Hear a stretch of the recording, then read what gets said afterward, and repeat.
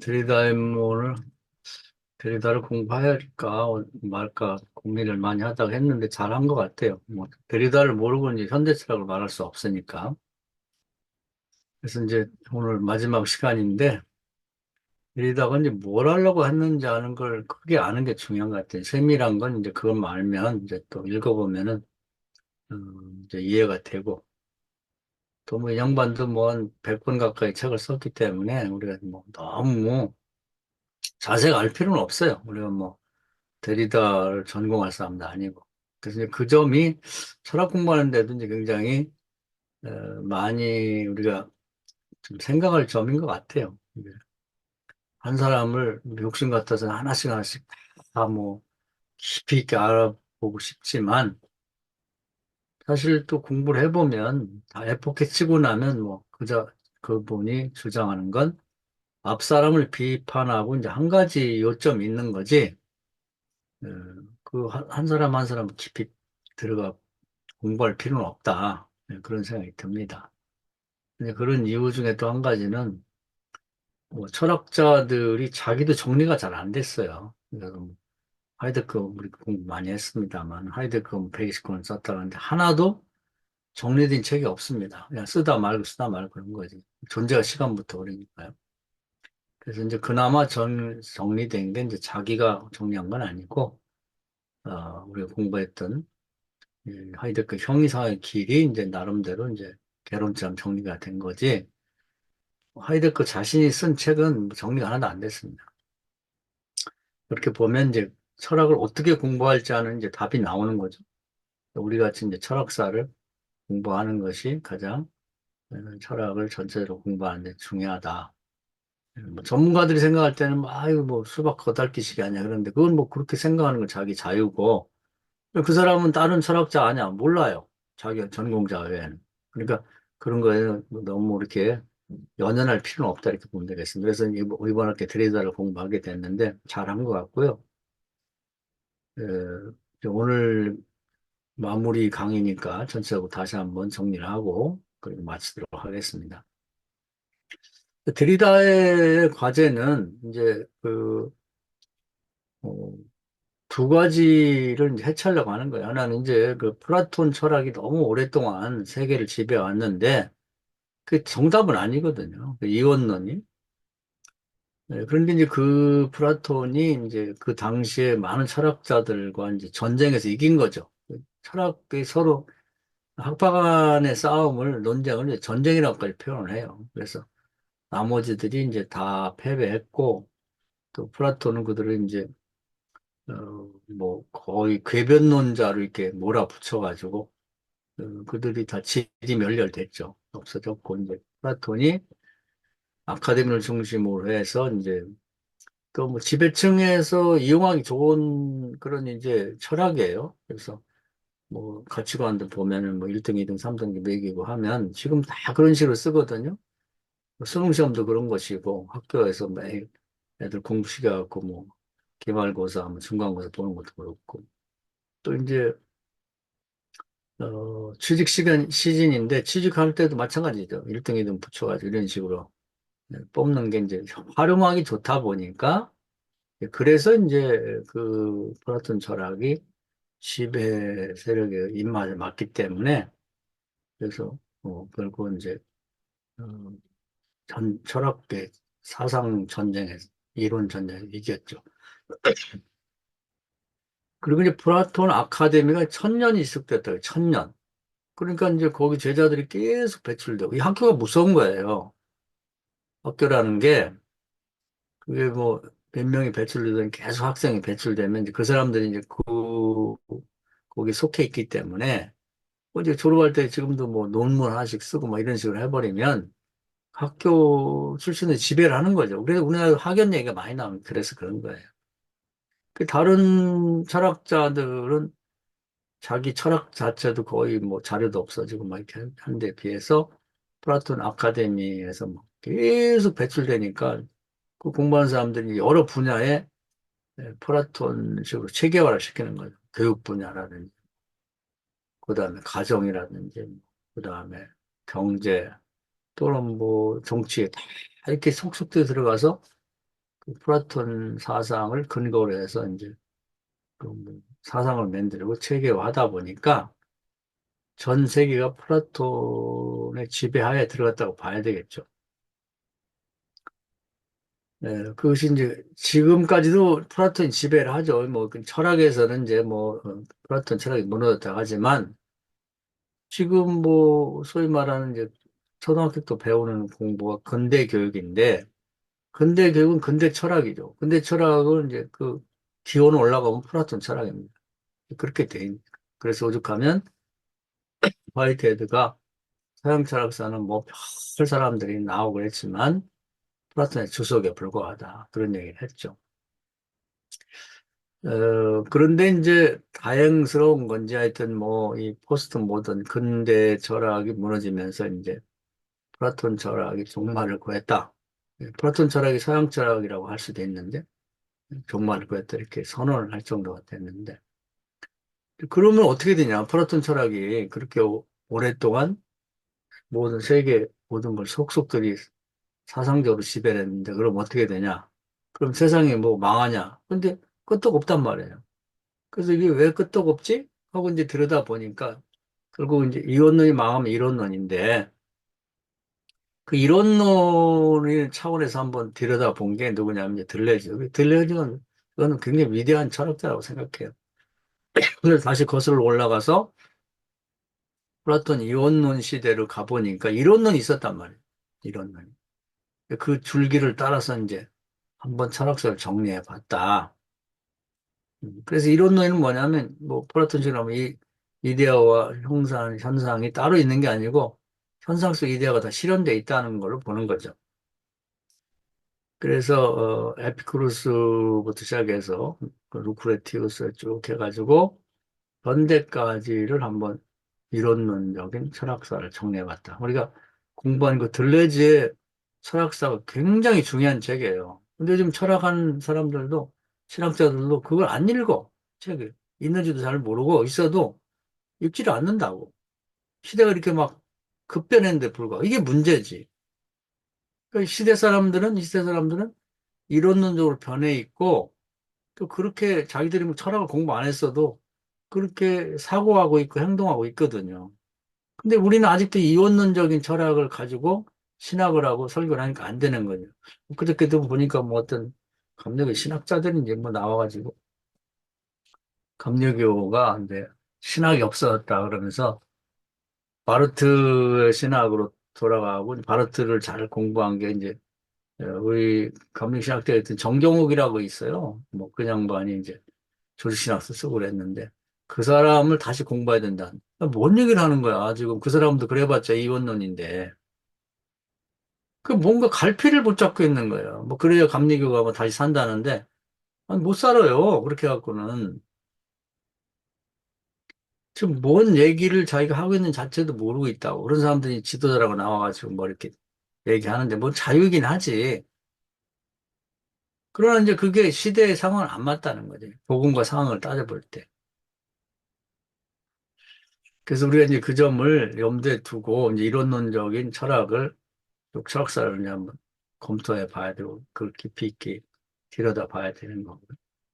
그래서 이제 이원론이 깨졌는데 그래도 세상은 무너질 줄 알았더니 잘 돌아간단 말이에요. 그래서 이제 이론론으로 한번 세상을 철학사를 이렇게 쭉 정리해 봤고 그리고 이제 이 현대를 딱 잘라서 이렇게 보니까 구조주의란 말이에요. 모든 영역에 구조가 다 있더라. 그것이 세상을 지탱하는 거예요. 그래서 그 시작은 언어에도 구조가 있더라. 그래서 뭐 문법이 있고 그 기표와 기라는 것이 딱 짜여져 있어. 모든 종족에는 뭐 신이 만들어진 것도 아니고 이렇게 뭐 합의해서 만든 건 아닌데 언어가 다 있고 거기에 태어난 사람은 그 언어를 배워야지 그 일원이 되어서 사는 거죠. 근데 이제 그걸 바꿀 수는 없다. 그런데 그걸 뭐 인류학, 뭐 크게 보면 인류학으로 이제 좁혀보면 가정에도 그런 구조가 있더라. 할아버지, 할머니, 아빠, 엄마, 아들, 며느리, 뭐 손자. 그게 언어로 구조화된 구조가 있더라. 구조가 있고 그걸 언어로 이제 이렇게 기표와 기회를 만들어 있는 거죠. 그걸 깨지를 못하는 거고, 원시인들도 그렇게 살고, 문명인들도 그렇게 만들고 살더라. 구조 안에서.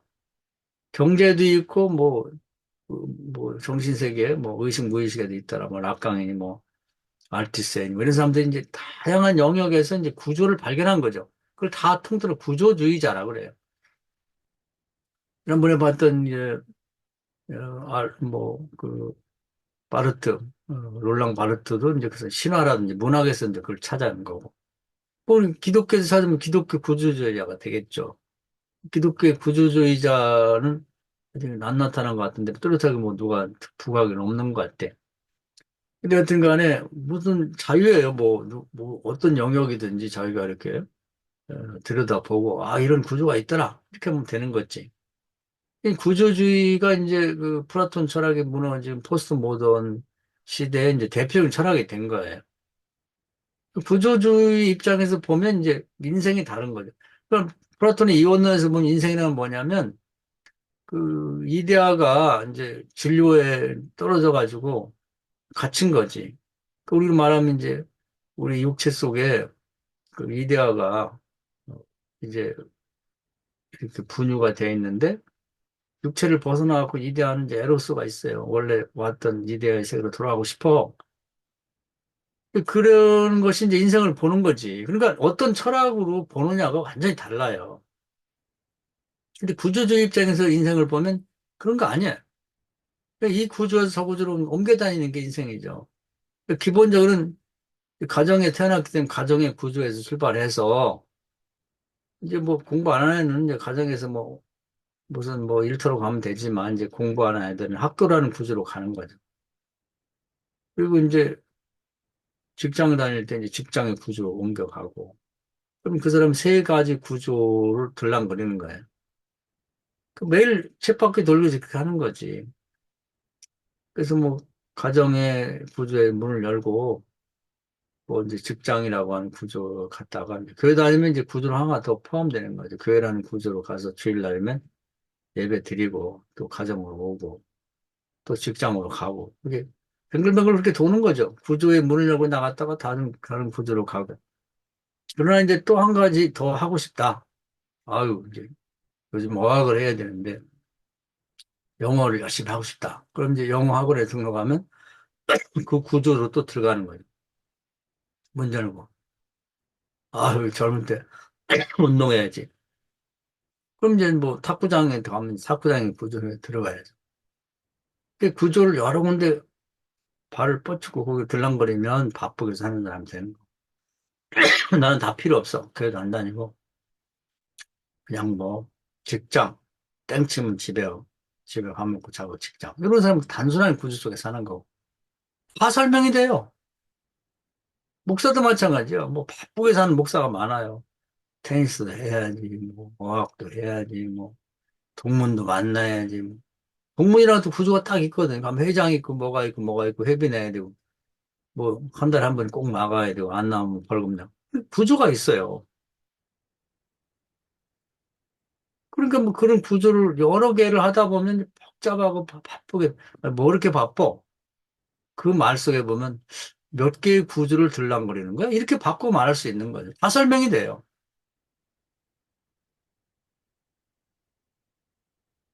이데아를 얘기하는 이제 플라톤식으로 이원론으로 인생을 보는 것과 구조주의로 인생을 보는 게 전혀 다르죠. 근데 또 그럴듯해. 그 말이. 뭐 틀린 건 없지.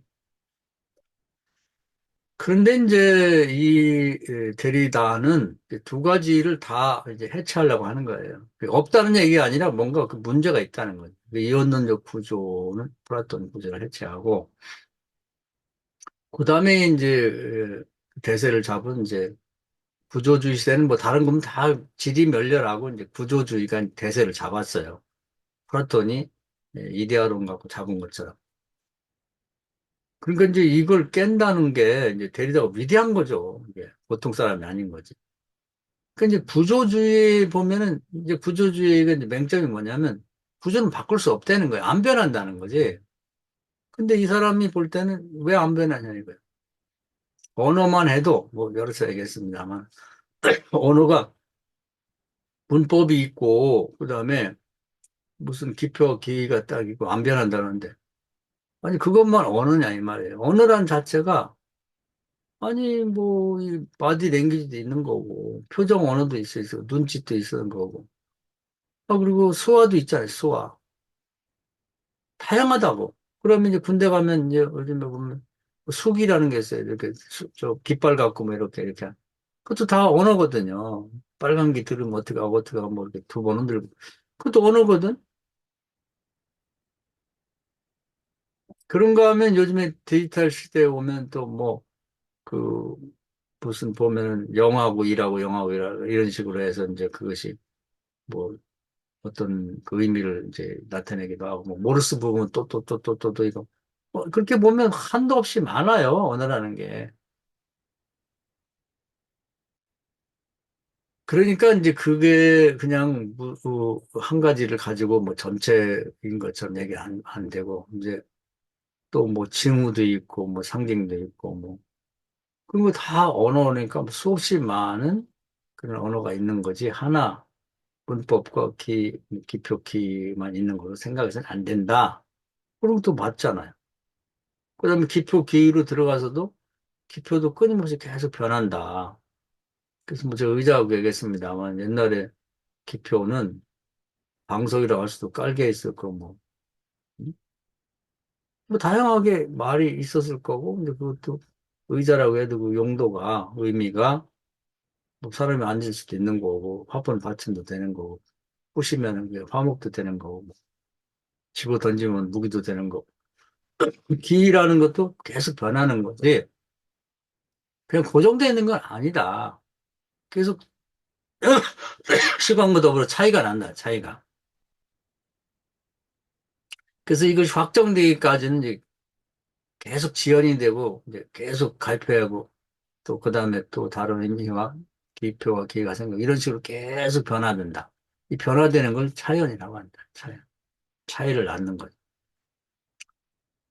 그래서 이원론과 구조주의에 대한 해체를 이제 해체라는 건 없다는 얘기는 아니고 그런 점이 있지만 그것이 변화돼야 된다. 고정되지는 않다. 이 얘기거든요.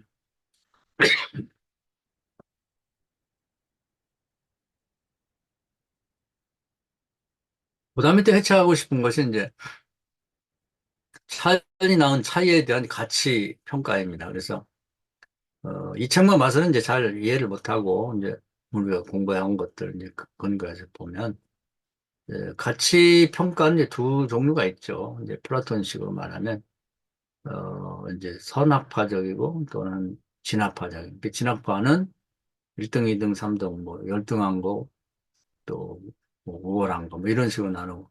그런 것들은 잘못된 평가라는 거예요. 어둠은 나쁘고 빛은 좋다. 그런 게 어딨냐는 거죠. 어둠은 어둠대로 좋은 거고 필요한 거고 빛은 빛대로 필요한 거죠.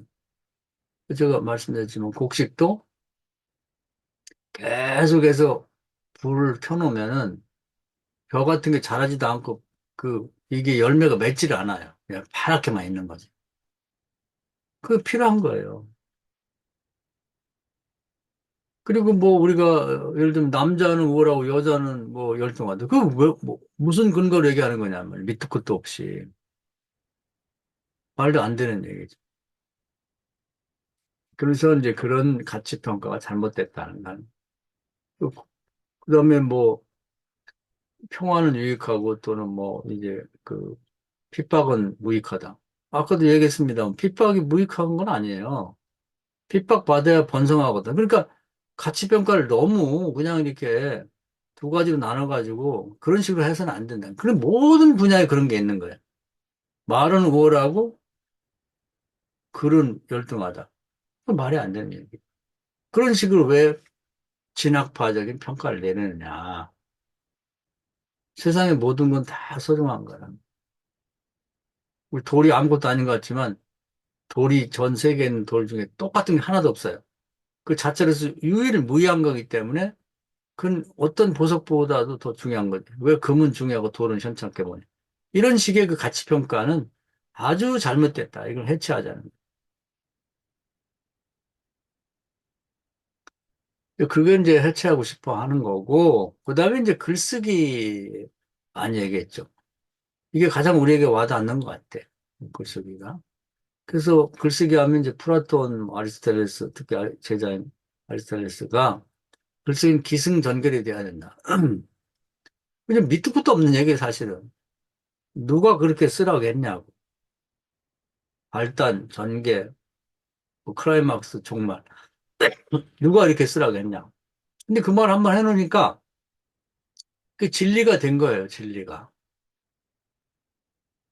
그래서 이게 참 그 위험한 것 같아요. 그게, 뭐, 롤랑 바르트 신화의 탄생이나 이런 얘기도 많이 했죠. 제가 그걸 읽으면서 굉장히 공감을 많이 했습니다. 불을 누가 만들었냐? 프로메테우스가 제우스가 훔쳐다가 줬다. 그것 때문에 뭐 계속해서 뭐이 쇠사슬 묶여가지고 독수리가 뭐 심장을 찍어먹고 다 자라면 또 찍어먹고 그런 고통을 당하고 있다. 그 누가 꾸며낸 얘기예요, 도대체? 그건 똑같아. 글은 기승전결을 써야 된다는 것처럼. 근데 그 계속 반복하고 반복하다 보니까 불 그러면 이제 그게 프로메테스가 나오고 그게 진리처럼 돼버린 거죠. 신화가 그렇게 탄생하는 거야. 지금도 이제 유행을 그걸 이용해서 만든다는 거죠.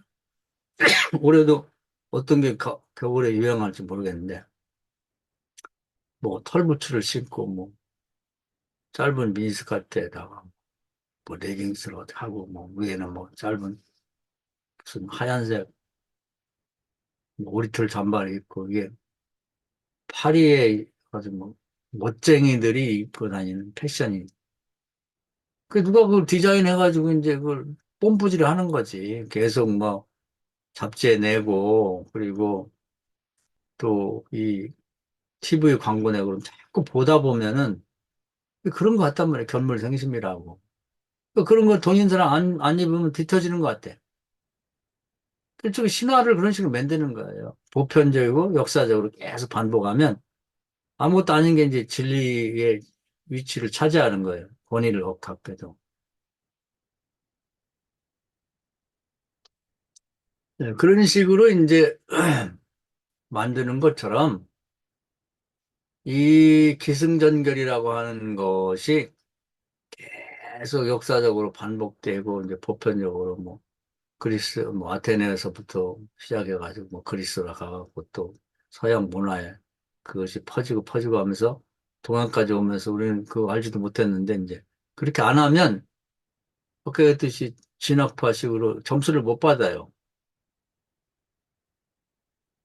지금 그렇게 쓰는데 그 뭐가 문제냐? 뭐가 문제예요? 그렇게 볼 수 있지만 그게 이제 이 해체주의 입장에서 봤을 때는 그 나머지 기승전결로 정리된 거 외에 나머지들은 다 은폐가 된다는 거예요. 그래서 말레는 메아도 얘기하고 푸코도 얘기했고 뭐 엘리엇도 얘기했고 제임스 저기스도 얘기를 했는데 그 문장을 자꾸 생각해 보세요. 그 얘기를 뭐 공원에 남자가, 아니, 공원에 사람이 있다라고 얘기를 하면 겉보기에 아무 문제가 없는 것 같아. 근데 엄청나게 많은 것이 은폐됐단 말이에요. 그 문장이 포커스로 선택되고 나머지가 배제가 됐고, 해체 철학 입장에서는 그게, 어, 이제 하나가 선택되면서 나머지는 다 은폐가 돼버린 거죠. 그럼 그 공원이라고 하는 걸 이제 가서 본다고 하면 사람이 한 명인지 두 명인지 여자인지 남자인지 애들인지 어른인지 그런 게 다 은폐됐잖아요. 그 공원이 호수공원인지 뭐 산에 있는 조그만 공원인지 건물 사이에 있는 공원인지 벤치가 있었는지 없었는지 애완동물이 있었는지 없었는지 그때 하늘은 어땠는지 날씨는 어땠는지 뭐 그때 아침이 점심이 저녁인데 말로 다 할 수 없는 내용들이 그 문장 하나 때문에 다 은폐가 됐다는 거예요. 이게 과연 좋은 글이냐 이런 얘기예요. 그렇게 쓰지 말고 은폐된 다 드러내야 된다. 포크식으로 말하면 배제된 걸 다 찾아서 드러내야 된다. 이제 그러면 벌써 그 뭐야 그게? 글이 아니잖아. 기승전 글이 있어야지. 아니, 그게 진짜 글이란 말이야. 그래서 마치 먹물 토하듯이, 설사하듯이, 그 내용들을 다 이렇게 펼쳐 놓으라는 거죠. 그런 책, 그런 내용 중에서 읽는 건 독자의 몫이라는 거예요. 왜 저자가 이렇게 보라고 딱 결정해서 그걸 뽑아서 이렇게 딱 주고 나머지를 지우냐, 이 말이죠. 그러니까 실제로 공원에 가서 보듯이 어떤 사람은 사람 중심으로 볼 수도 있는 거고, 어떤 사람은 애완견 중심으로 볼 수도 있는 거고, 어떤 사람은 뭐 그 공원에 가서 나무, 숲 중심으로 볼 수 있는 거고, 숲 사이에 건물 중심으로 볼 수 있는 거, 하늘 중심으로 볼 수 있는 거. 그 각자의 몫이지. 왜 저자가 이걸 이렇게 보라고 딱 뽑아서 기승결로, 결로 선택해서 이렇게 주냐, 이 말이에요. 그건 글이 잘못된 거라는 거예요. 그래서 엘리엇의 황무지 같은 것도 보면은 그때 황무지와 관련된 뭐, 그런 이미지라든지 생각이나 뭐 아니면 문장이나 뭐 단어를 쭉 펼쳐놨단 말이에요. 그럼 이제 기승전결에 이제 어떤 세뇌 교육이 된 사람은 이게 뭐야? 이게 뭐 주섬주섬 뭐 그냥 말을 막 설사하는 것처럼 그게 시란 말이에요. 그걸 통해서 어떻게 보는 건 각자 알아서 보면 돼.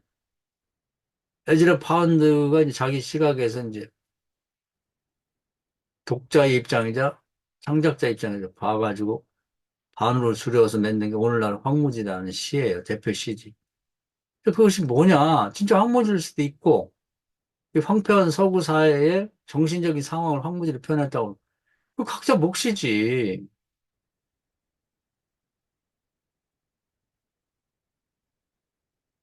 근데 그걸 못 견디는 거예요. 왜냐하면 이 아리스토텔레스의 기승전결이 너무 세뇌 교육을 시켜버려가지고, 근데 그게 과연 맞느냐? 이게 해체돼야 돼, 그 말이에요. 굉장히 중요한 얘기를 한 거예요, 이게. 그래서 뭐 여러 얘기를 했지만, 그 중에 재밌는 게 이제 큐비즘, 그 그림에서 가져온 건데, 그 피카소의 입체파란 말이에요. 이 사람 얼굴을 그릴 때, 이 그림을 그린 사람이 앞면을 그린다든 옆면을 그린다든 이렇게 선택해서 보여주는 게 뭐냐면, 말하면 이제 기승전결이에요, 기승전결. 그리고 원근법이라고 그러죠. 앞에 건 크게 그리고, 뒤에 건 작게 그려서 이제 그걸 멀리 가까이 있는 걸 나타내는 거. 근데 그걸 누가 그렇게 하라고 했냐고. 그냥 앞에서 본 얼굴하고 옆에서 본 얼굴하고 밑에서 본 얼굴하고 위에서 본 얼굴을 짬뽕을 시켜서 얼굴을 만들 기괴하죠.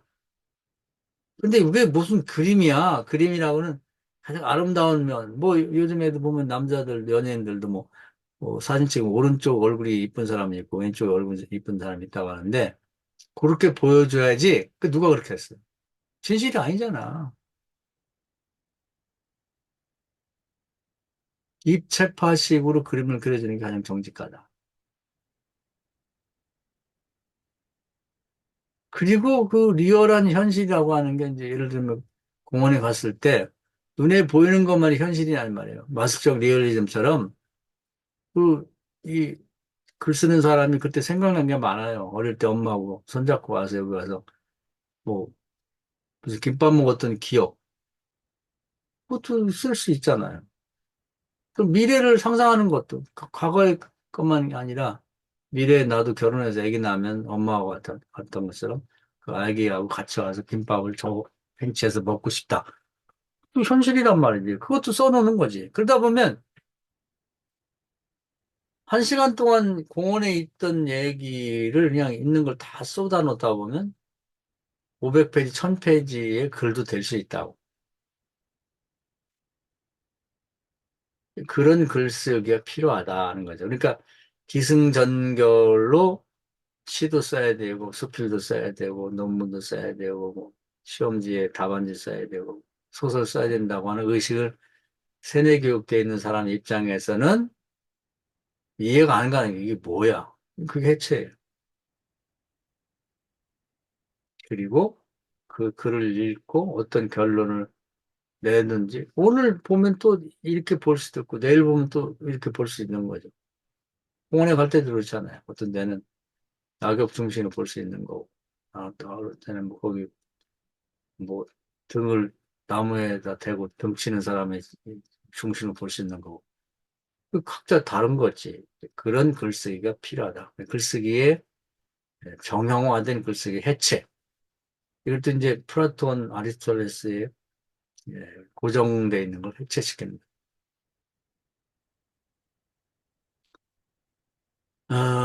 그리고 이제 가장 또 중요한 게 이제 요즘 공부했던 지난 시간에 이제 이 보론에 나오는 보충해서 나온 이제 이론이죠. 보충해주는 이론. 거기는 이제 그 막스의 유령론이에요. 이게, 이것은 이제 우리가 정말 염두에 많이 두고 사유해 볼 내용입니다. 유령이라는 거는 없는 건데 자주 반복해 나타나면 이제 진짜인 것 같은 어떤 사실성과 그리고 어떤 지위와 권세를 갖게 되는 거예요. 그게 유령이라고 그래요. 없는 건데. 대표적인 예가 뭐냐면 플라톤의 이데아예요. 서양 철학사를 그 이데아라는 것이 밑도 끝도 없이 이데아가 뭔지를 몰라요, 지금도. 뭐, 그걸, 이데아라는 말이 뭐, 그러니까 뭐 고대 철학은 배우의 일자를 찾다 보니까 그 이제 이데아라는 말로 나중에 이제 귀결이 됐는데 그 이데아라는 말이 그 당시에도 어떤 해석이 없어요. 규정이 없어. 근데 이게 이제 굉장히 본의를 갖게 된단 말이에요. 이데아에다가 뭐, 차라리 공부했던 안 했던 뭐, 이데아, 뭐, 교실 이데아, 뭐, 노래도 나오고. 그럼 이데아가 뭐야, 도대체? 아무것도 아닌데, 그게 반복되다 보니까 마치 신화처럼 그게 무슨 권위를 얻게 되고, 뭐, 진리화되고, 실체가 있는 것처럼 됐단 말이에요. 이런 게 유령이거든, 유령. 그러니까 막스가 그 유령 얘기를 한 게 굉장히 그럴듯한 것 같아. 막스가 참 머리가 좋은 사람 같아. 표현력이 좋고. 그 이름은 유령이 이제 고대 철학이 지나면서 끝났어요. 없어진 걸로 알았는데, 이게 또 옷을 갈아입고, 유령이 바뀌잖아. 귀신이니까 변신을 한다고. 기독교로 들어오더니 이게 존재가 돼버리네. 하나님이 돼버리네. 원래 하나님이 아니에요. 그게 가면을 쓰고 탈바꿈하고 옷을 갈아입은 거라고. 원래 하나님은 아브라함, 이상, 야곱의 하나님, 고대 철학이 되게 했던 그 신화 시대의 신이 진짜 하나님이지. 아니, 철학자가 만든 신이라고도 하고, 뭐, 음? 인위적으로 만든 신인, 그, 그것이 이 중세 시대 들어와서 기독교를 말아먹었지, 완전히.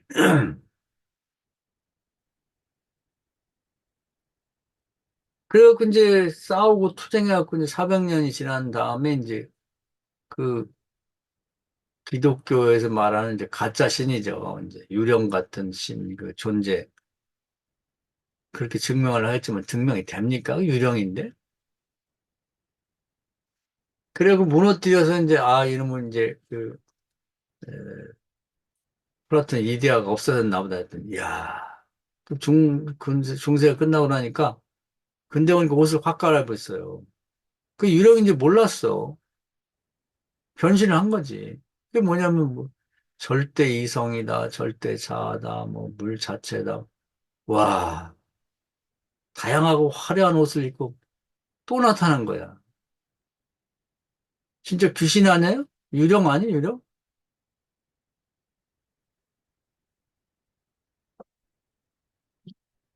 그래가지고 이제 이게 말하자면 막스가 이걸 없애야 된다. 이건 제거해야 된다. 그러면서 이걸 형이상학이라고 하면 이제 형이하학이 더 중요하고 형이하학이 그 형이상학을 지배한다. 뭐 이렇게 얘기를 했는데 데리다의 입장에서는 이제 그 유령 얘기를 충분히 공감하면서 뭔 얘기를 하냐면 그 앞으로 보나 뒤로 보나 거꾸로 뒤집은 거 외에 바뀐 게 뭐냐. 막스의 철학도 일종의 유령이다. 이데아의 자리에다가 형이 학을 갖다 놓은 거 외에는 무슨 달라진 게 뭐가 있냐. 너도 유령이야. 네 사상도 이렇게 된 거죠. 그러면서 이제 그런 얘기를 이제 이렇게만 얘기하면 이제 좀 실감 안 나니까 데리다는 셰익스피어의 햄릿이라고 하는 이제 희곡을 갖다가 이제 설명을 하는 거예요. 이제 비유를 들면서. 그 햄릿의 아버지 부왕이 이제 죽었죠. 그래서 자연사인 줄 알았더니 어느 날 부왕이 나타났어요. 유령으로. 그래가지고는 내가 억울하게 죽었다. 내 동생, 현직 지금 왕이 됐죠. 아버지, 형이 죽으니까. 그 동생이 왕위를 탐내가지고 자기가 이제 뭐 이렇게 낮잠을 자고 있는데 귀에다 독약을 넣고 자기를 살해했다는 거야. 그리고 자기 부인을 갖다가 동생이 형수지. 형수하고 죽자마자 결혼을 하고 2개월 만에 결혼해서 살고 있는 거예요. 헤헤거리고. 아마 둘이 뭐 불륜이 있었는지 하여튼 뭐 이랬는지 모르지만 그렇게 해서 자기가 죽었으니 복수를 해달라. 아들 햄릿이 들으니까 기가 막힌 거지. 근데 이게 처음에 나타났을 때는 이게 진짜인지 가짜인지 이걸 뭐 알 수가 없잖아요. 긴가민가 했는데 이게 자주 나타나니까 이 사실성을 갖게 되는 거예요. 이게 진짜인가 보다. 이 반복이라는 게 무서운 거예요. 그리고 유령인데 아버지 같아. 아버지를 느껴지는 거예요. 그래서 이제 이런 그 유령의 출현에 대한 얘기를 햄릿 얘기를 가져다가 쓰는데 이게 우리 그 자신 속에나 우리 기독교 안에나 또 유령이 있을 수가 있거든요. 유령이. 응? 아무것도 아닌 것이 계속 변신하면서 나타나는. 인류 역사는 가장 큰 유령이 플라톤의 이데아예요, 이데아. 이걸 이렇게 생각하면 끔찍하잖아요. 아무것도 아니라는 걸 아는데도 무시할 수가 없는. 어디 가서 이데아라는 게 어디냐면 무식한 소리 듣고.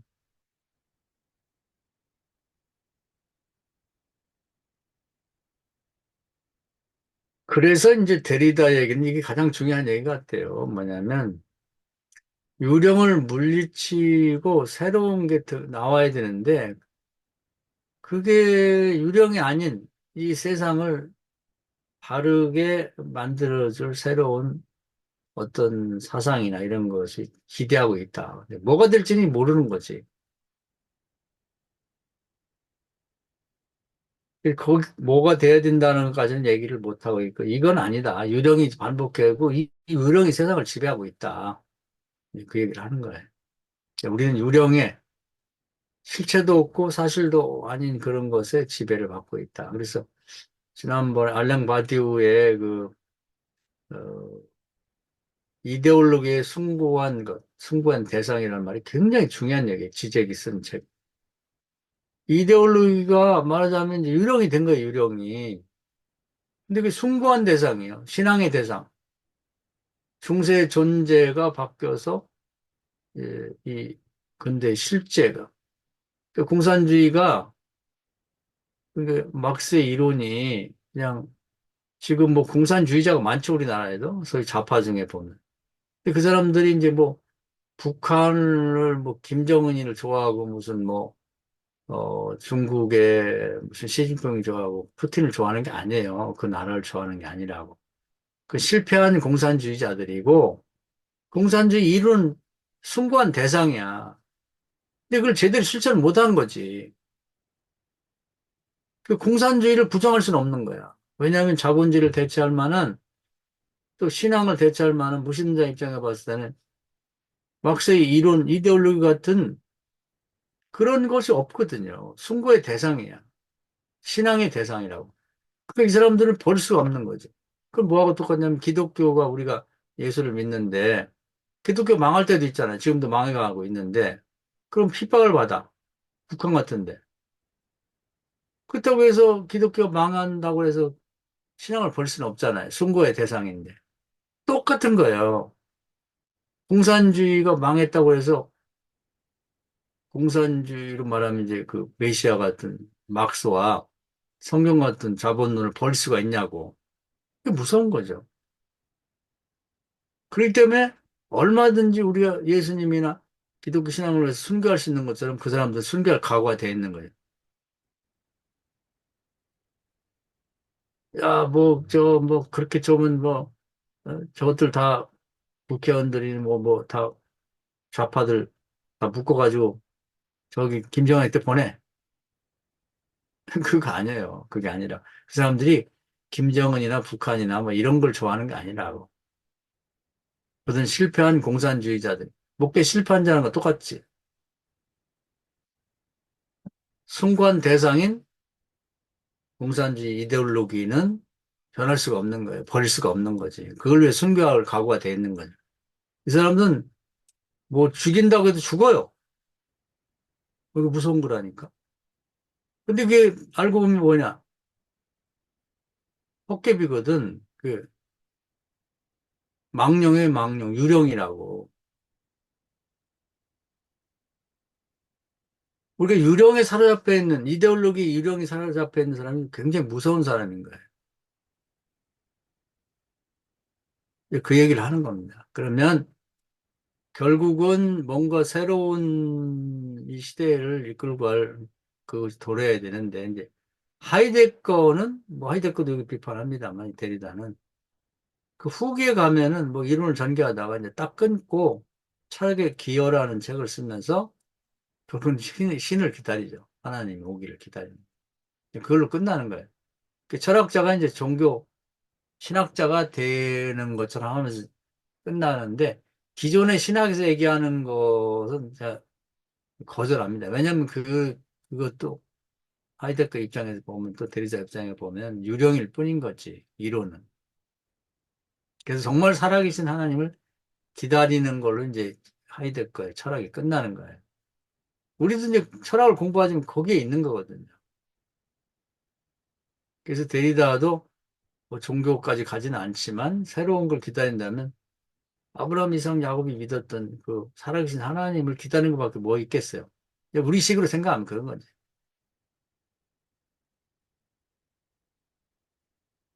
그래서 이 점이 굉장히 중요한 얘기고요. 이제 그래서 이제 여기까지 얘기하면 이제 뭐 할 얘기는 다 끝난 거고 이제 오늘 얘기는 이제 이 김보인이라는 사람이 전공자로서 막스하고 이제 데리다가 같은 점이 뭐 있냐 그런 이제 어, 해체 얘기를 했지만 같이 어, 이제 공감할 만한 얘기를 몇 가지 이제 논의를 해요. 근데 그것은 참고로만 하면 되겠는데 첫째는 지금의 이제 이 세상의 체계가 잘못됐다. 이제 그래서 막스도 바꿔야 된다는 입장이고 이 사람도 바꿔야 되는데 특히 뭐 이 세상을 지배하는 체계는 이제 국제기구라든지 민주주의 그리고 자본주의가 이제 세계를 지배하고 있죠. 근데 이게 가진 자 위주로 돼 있다는 가진 자 위주로 이런 걸 바꿔야 된다. 이거 해체시켜야 된다.